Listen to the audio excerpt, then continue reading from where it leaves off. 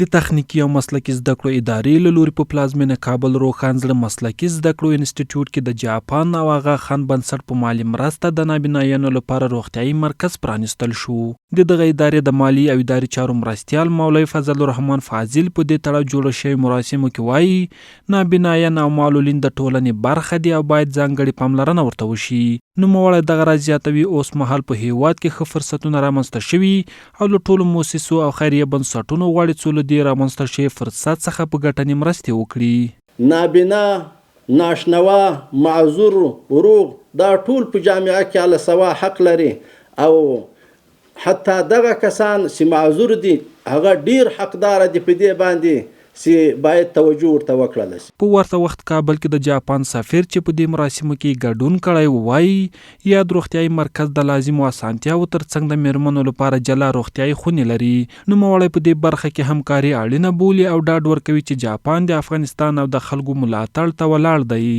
Examination rooms, a pharmacy, medical... دغه روغتیايي مرکز لازمي اسانتیاوې لري او د میرمنو لپاره جلا روغتیايي خونې هم لري. په دې برخه کې همکاري ډیر اړینه ده او جاپان د افغانستان او د خلکو ملاتړ ته ولاړ دی. له دې سره سم یو شمېر نابینایان د دغه روغتیايي مرکز له جوړولو خوښ دي. دوی دغه راز په روغتیايي او نورو برخو کې د لا پاملرنې غوښتنه کوي. این برای آلات و شرایط عاجل است که در امی انستیتوت زمانی که کدام مریضی عاجل پیدا میشه از محصلین و یا از کارمندا به اینجا مراجعه بکنن مشکلشان فوری حل شود و باز به شفاخانه های دیگر منتقل شوند.